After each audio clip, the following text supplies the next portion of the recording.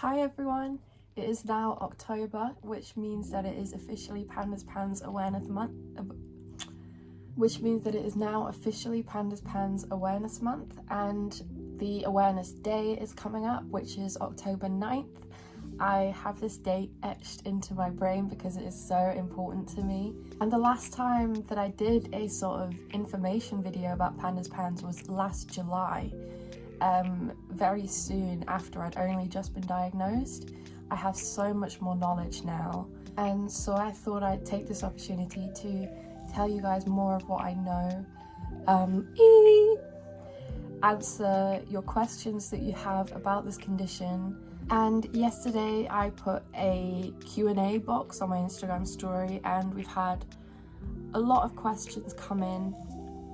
Obviously, I'm not going to answer every single one. A lot of them are repetitive, but I'm going to answer some really good questions, ones I get all the time, uncommon ones as well, because it's great to talk about something new.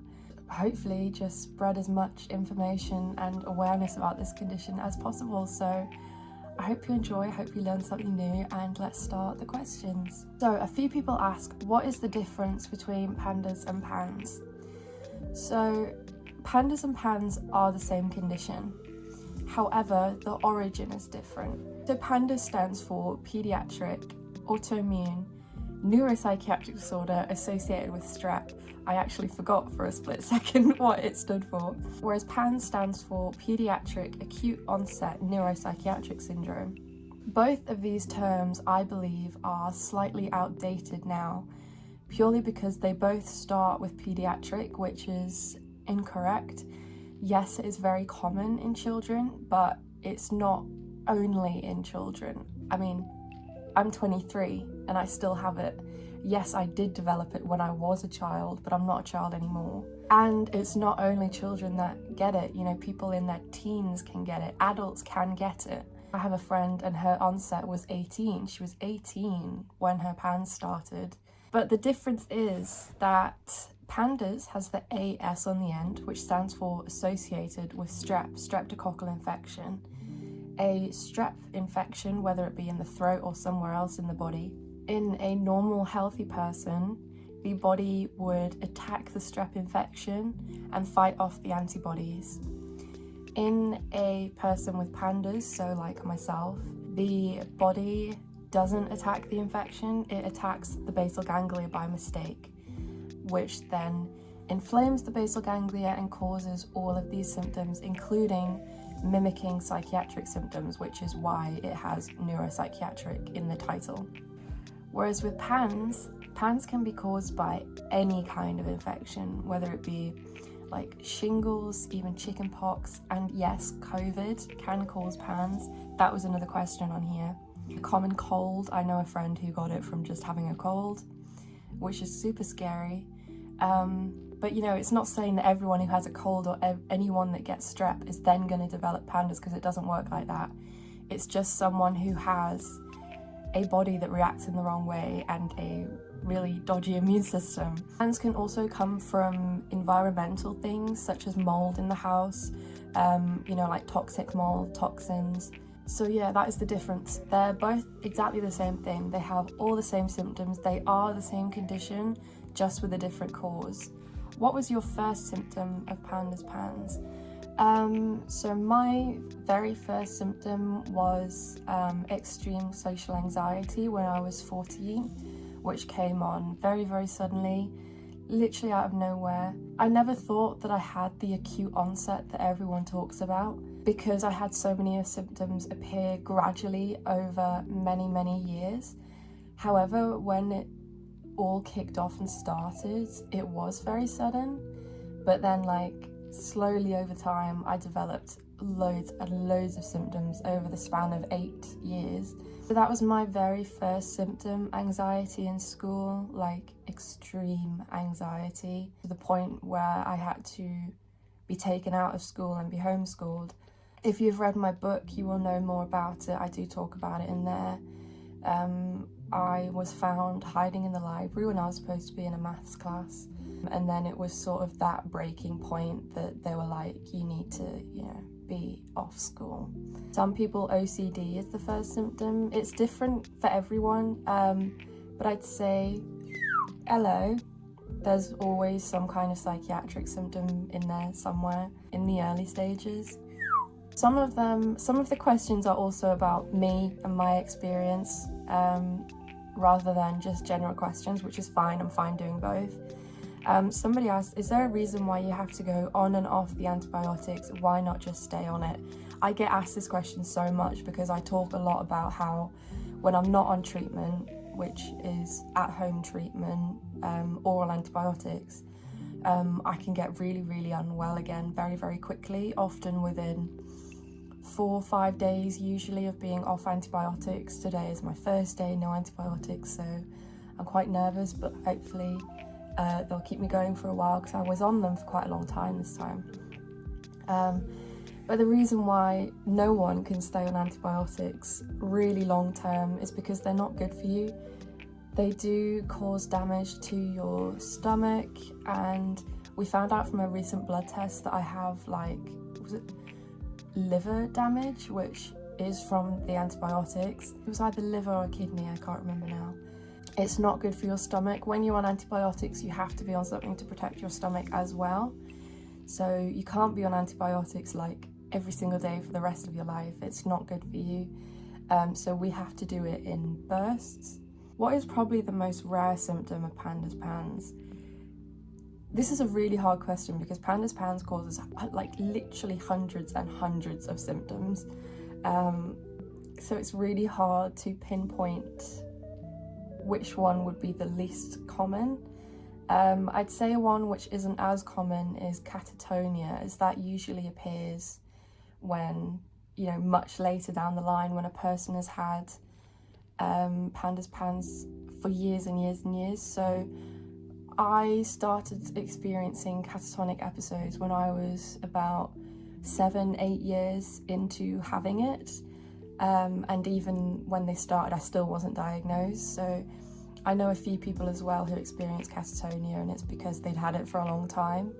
That's not something that will appear early on. So you can have both pans and pandas at the same time. This was something I always thought was a really strange thing, and I heard people say, oh yeah, I have both, and I was like, how does that work? And I never understood it until we found out that I do have both. I don't think I've really talked about this on my YouTube or many other places, but so last July I was diagnosed with pandas because my strep test was positive, and obviously a lot of other things. It wasn't just that thing, but that was a key diagnosis point for pandas because that's associated with strep, as the A and the S say on the end. But then, as you guys will know, I did a Poland vlog. I went to Poland in this June, to get a lot of very specific and specialist blood tests done. I mean, it was one blood test, but they took 21 tubes of blood, and they were looking for really, really things hidden in the blood that you couldn't find in just like a blood test with your GP. This is why I'm fumbling over my words. This is why none of this was found during all the blood tests I had when I was younger, because they weren't doing the right ones. They were doing basic ones, and that wasn't going to find anything. But the blood test results that I had in Poland showed that I also have Bartonella babesia, Mycoplasma, Anaplasma was mentioned as well, but it's very overwhelming and I don't fully know everything. But they found lots of other co-infections, which then points to PANS, because as you know, it can be caused by other infections. So yes, I do have pandas and PANS. Kisses. Could you talk about the difference between pandas, PANS and FND? Yes, I can. It can be a really hard one because they can look really similar. There are definite distinctive differences. Pretty much everyone that I know that now has a diagnosis of pandas or PANS was misdiagnosed with FND at some point, including myself. I believe FND is a diagnosis they give out when they're too lazy to do proper tests. They can't find anything wrong, so they just slap on a diagnosis of functional neurological disorder. I do believe it is a real condition. However, I don't think they double check things enough. It's just such an easy thing to say, oh, you've got FND, we can't find anything, you're discharged. I think they sort of do it as an easy way out because they don't want to look into it any further because they haven't found anything. So yes, in FND, FND can't be found in the blood, it can't be found on an MRI, which can lead to doctors being quite dismissive and, oh well, there's no physical evidence, so, you know, there's nothing wrong, which isn't the case at all. Hello! So for example, if I did have FND and not PANDAS, when I had all the blood tests, it wouldn't have showed anything. They would have all been normal or, you know, good results. However, it wasn't. There was a lot of abnormalities, which wouldn't happen with FND. MRIs and PANDAS are most of the time normal. So my MRI was normal, which I find pretty strange because it's literally brain inflammation. Surely you'd see it on an MRI, but apparently you can't. It is mostly found in the blood. Really hard to describe. I believe, like, I can now often tell by looking at someone if they have PANDAS.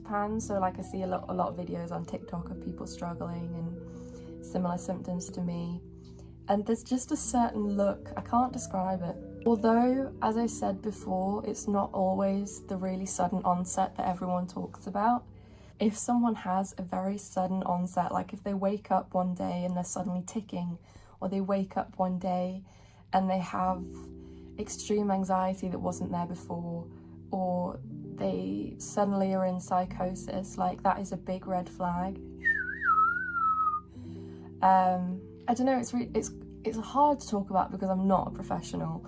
Woohoo! But there are certain differences, like also dilated pupils is a really big sign of PANDAS because that shows brain inflammation. During my seizures and other types of episodes, whether it be hallucinating, OCD episodes, rage attacks, episodes where I'm not acting like Evie, my pupils will be really, really dilated.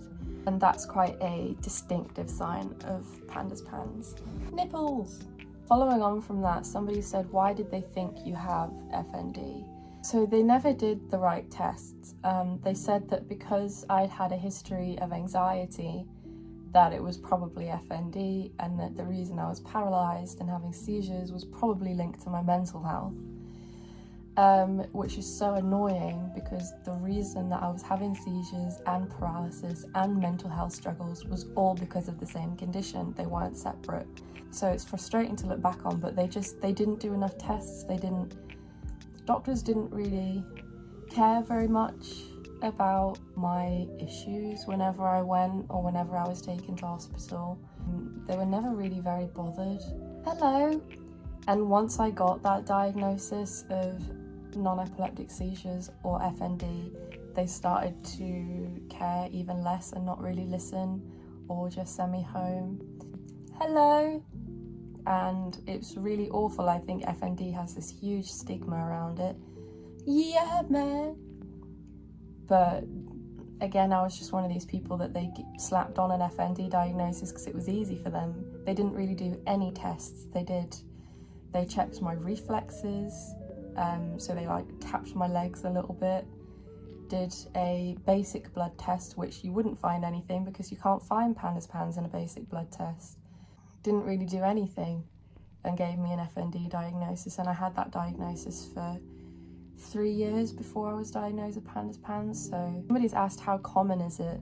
PANDAS is actually much more common than people realise. It is just, as they say, it's common, just rarely diagnosed, because it's actually quite rare that people get the proper diagnosis. And unfortunately, a diagnosis and treatment is so inaccessible because it's so expensive. So I know of maybe 3 specialists in the UK, and it's not cheap. The NHS do not know anything about PANDAS. They don't recognise it. I know that people have been taking some steps recently to try and get them to recognise it a bit more, but it's still a long way off. So they can't do all these specialist blood tests. You can't get a diagnosis through the NHS. You can't get medication for it on the NHS. It's very, very expensive and very inaccessible for a lot of people. But I think it is actually far, far more common than people realise. What symptoms do you not have that are symptoms of pandas pans? So yes, believe it or not, there are symptoms that I actually do not have. The main one that comes to the top of my head is I don't have any urinary issues. So often in kids, even teenagers, and even sometimes adults, they will start wetting the bed. I've never done that, thankfully, touch wood. So that's the one that it comes off the top of my head. Another one is some people with pandas pans will have what looks like multiple personalities. I've never experienced that. I've had episodes of not acting like myself, but my friend with pans, she used to have episodes where she became different animals, she became different characters. I've never experienced that. Again, touch wood. Kisses. What symptoms of pandas pans correlate with other disorders? This is a really good question. Somebody else asked, why does it take so long to diagnose? And I believe these two questions kind of link together, because pandas pans can mimic and copy and look like many other conditions. So it is pretty much misdiagnosed all of the time, whether it be autism, BPD, DID, depression, anxiety, psychosis, even schizophrenia. What else? Oh my gosh, there's absolutely loads. Dyslexia, dyscalculia. I can't think, there's so many. So sometimes people are actually misdiagnosed with autism as one of their misdiagnoses, because pandas pans can cause meltdowns, sensitivity to light, sound, touch. Meow. It can also cause OCD behaviours, which they may look at as being an autistic thing. Yeah, so it's really difficult with pandas pans because it all sort of mashes together with loads of other conditions, but it has a very different cause. Your mum a full-time caregiver to help you, and I love your content, by the way. Thank you. Yes, my mum is my carer. She quit her job and became my carer. I think it was 2018, and she's been my carer ever since. Are your symptoms better or worse a certain time of the day? This is a great question. I am often worse, well, pretty much always worse on a evening/night time. I remember in 2021 I was in this awful flare-up, and I'd be not good, but I'd be okay throughout the day. And then the second that it starts to get dark outside, it was like something just switched inside of me, and it was awful. I wasn't me anymore. I wasn't fully aware. I didn't know what I was doing. I was scared. My pupils were huge, and it was horrible. This was happening every night, and it was really scary. I do know that other people with pandas pans have experienced this. I don't fully know the science behind it. I think there's a term called sundowner, which is usually used in dementia, Alzheimer's patients, but I do believe that it also applies to pandas pans, because I know that a lot of us experience it. Somebody asked me to talk about going about getting a diagnosis as someone who wasn't a child and how NHS doctors acted. So it was difficult, and it still is difficult, because I think I talked about this briefly in another video where I was talking about the IVIG news, and essentially I am out of the age range that most pandas pans specialists will treat and take on as a patient. I got very lucky with my pandas doctor, because he agreed that, you know, I still needed help, and he was going to take me on as one of his patients anyway. I was 21 going on 22 at the time. Last July I was diagnosed, just before my 22nd birthday. Fuck you, bitch. And he said, you know, you are older than most of my patients, but I was very grateful that he still took me on anyway, because I don't know what else we would have done. We were also referred to another specialist in the UK who I've heard a lot of people talk about very positively. We were referred to him to hopefully give us a referral for IVIG. However, we had a Zoom meeting with him, and essentially I was too old for him, and so he couldn't take me on, he couldn't refer me. It gets so upsetting because why is it that just because I'm older than most PANS patients, should I be denied help, or why should it be more difficult for me to get treatment just because of my age when I've had it for 9 years? I do believe over time, as more research goes into it and it becomes more knowledgeable, that things like that will change, but for now it's quite frustrating. And as for how the NHS reacted to it, fuck you, bitch.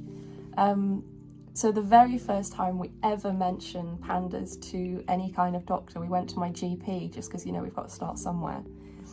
And we'd heard that they don't always know what it is. They don't really know much about it. So we were a little bit worried, but I didn't know how it was going to go. So we went into the room and he was like, you know, how can I help you? Why are you here? And so we brought up, you know, something's been brought to my attention and I think it's something that we need to investigate, and it's called pandas. And he was like, and he turned around on his spinny chair and he started Googling it, and he was like, okay.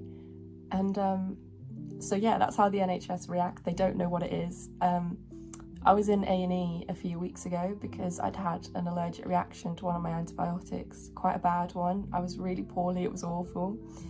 And you know, when we were seeing like the nurse and she was asking, what can we do for you? What's wrong? And I was explaining to her, I have a condition called PANS. It's like inflammation of the brain. And they were like, PANS, what's that then? And that happens every single time, I can guarantee you. Some of them have heard of it, but it doesn't mean that they're going to know anything about it. A few people have asked me if I would ever talk about my eating disorder, which was because of my PANS. And I think this is because originally I said that I was going to do a YouTube video talking about it, how it started, my experiences, how it ended, and how I got better. However, I do not feel like this is something that I can do anymore. The time that I said that, I was in recovery and I was really excited to be getting well, and I was like, yes, I'm ready to talk about it. But as time went on, I was like, actually, I'm not sure that this is something that I can talk about. I don't think I could talk about it in a safe way that wouldn't be triggering for me and others. I do sometimes touch on it, but I don't think I'll ever be able to make a full YouTube video like this about it. Eating disorders are an incredibly sensitive topic, and you have to be very careful, and it can be dangerous just to talk about it. I find it upsetting to think about it. I actually had a dream about it last night, which I woke up and I was like quite triggered. And so it is still quite a delicate matter, so I don't feel like this is something that I can do anymore. However, I will still talk about it now and then, just I won't make a full YouTube video about it. Apart from your Tourette's, what symptoms do you have that are not from PANS? This is a really good question. So the reason that we went to Poland for more tests is because my PANDAS doctor in the UK told me that when I was off antibiotics, he told me that the antibiotics should keep me going for a while. However, they don't. I get worse very quickly after coming off them. And so he knew that something's not quite right. One thing at the front of my mind that isn't connected to PANS is night sweats. And I don't just mean waking up a bit sweaty, I mean waking up drenched and having to get changed straight away because your clothes are sticking to you. And I know that's gross, but we then found out that this was because of the Babesia, one of the co-infections that I have, which I believe is pretty much a co-infection to Lyme's disease. Some people say Babesia is the same as Lyme's disease. I'm not sure. I'm very knowledgeable on PANS, but not so much Bartonella, Babesia, all that stuff. So if anyone watching this has it or knows about it, please feel free to let me know. So on the treatment that I've just been on, which was specifically targeting the Bartonella, Babesia, that kind of thing, I haven't had any night sweats, which has been so lovely because every morning I was waking up really uncomfortable and feeling disgusting because of how absolutely soaked I was. So that wasn't pleasant at all. I have some symptoms which are related to my POTS. I was diagnosed with POTS the same day that I was diagnosed with PANDAS, and it was purely coincidence because I just happened to go into a POTS attack in his office. It was a very hot summer's day, and anyone with POTS will know that it gets worse in the heat. And so I'd been struggling already, and I just went into an episode in his office, so he diagnosed me there and then pretty much. So things like I have issues with circulation in my feet. That's not a pandas pans thing. How do you still find times for the things you love? I love this question. So yeah, obviously being a person with health conditions, it does take up a lot of your time, and you do spend a lot of time. That's Teddy. And you do spend a lot of time trying to deal with it, trying to feel okay. Sorry, he's still barking, I'm not sure why. And it totally depends. Pandas pans is a condition that is very up and down. You have good spells and you have a lot of bad spells. So when I am feeling good, that's when I will get so much done. I get a lot of art done when I'm feeling well, which is really nice. I try to do it when I'm not feeling good as well, just because it does help. But it depends on the symptoms I'm having. If I have extreme dystonia in my hands, obviously I can't even pick up a paintbrush. If I'm having a lot of seizures, I can't really be on my own. So recently, after coming off the antibiotic I was allergic to, I started having drop seizures, which you'll have seen in my recent video where we went autumn shopping and I talked about it then. I was having, at the most, I had 17 a day. And so when it was like that, I just couldn't be on my own. I couldn't do anything really. It was really frustrating. So it does get in the way, but I essentially just do what I can when I can. What is the strangest symptom that you've had? So when I read this one, images came to my head of this episode that I had in, when was it? It might have been June. I was sat on the sofa and I went into a hallucination, delusion episode thing. I don't even know what it was, but essentially my pupils were huge, like huge. My eyes were pretty much just all black, which is scary. I don't think my mum videoed it because it was so unusual and she knew that I'd want to see it afterwards. And honestly, I think that's the biggest I've ever seen my pupils be. My eyes were stuck looking up at the ceiling, but I was stroking the air in front of me, and I believe that I was stroking a white cat that was on my knee. My speech was funny. I wasn't talking the way that I'm talking now. That was one of my weirdest episodes. Also, another one that comes to mind, which is also quite embarrassing and was honestly the strangest thing I think that's ever happened to me. We'd been shopping and I started going into a tic-tac, so we, got back to the car. We'd been shopping for a while anyway, we were ready to go home. And we got in the car and I was ticking a lot, but then I started to become dazed and out of it. And then they weren't exactly tics, but out of my control, I was talking about beef for the next 40 minutes. My mum would ask me a question and the answer would always be beef. I can't. I was not myself. I was not fully responsive. I was just talking, repeating beef over and over and over again. I'm a vegetarian. I don't like beef. I can't. It really makes me cringe because I just don't understand what was going on in my brain at that time. My mum was really weirded out. That'll have been the strangest symptom that I've had. Okay, the final question is pots and pans related? Pots and pans. Oh yeah, I do have pots and pans actually. Yes, I do believe there is some kind of link between pandas, pans and pots because I know many people who are diagnosed with both.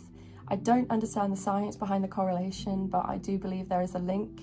I know quite a few people who are diagnosed with both, so yeah, there is a link definitely. That is all the questions that I'm going to answer today. I know it's probably been quite a long video by now. I've been sitting here recording for nearly 45 minutes. And I hope you guys don't mind these sitty down talky ones. Before my health slips again, which inevitably it will, I'm trying to be motivated and get quite a lot of content made for you. So hopefully you found this informative or helpful or, I don't know, nice to watch, to listen to. Beans! Throughout the month I am going to be talking a lot about pandas pans, even more than usual. on my TikTok and my Instagram, so I will leave the links to those in the description. Also, a quick reminder that I have in fact been nominated for a award, the National Social Media Awards 2023, which are taking place in London in like 3 weeks. I've been nominated in the category for TikToker of the Year, I think it is, which is insane. So if you like what I do over on TikTok, then I will leave the link to vote for me in the description, and I would really appreciate it. You've all been so amazing at voting already. So yeah, October is Pandas Pans Awareness Month, and the awareness day is the 9th of October, so it's coming up very soon. I'm hoping to have plenty of content out for you soon, more regularly. Thank you for watching. Thanks for sending in your questions, and I will see you soon. Bye.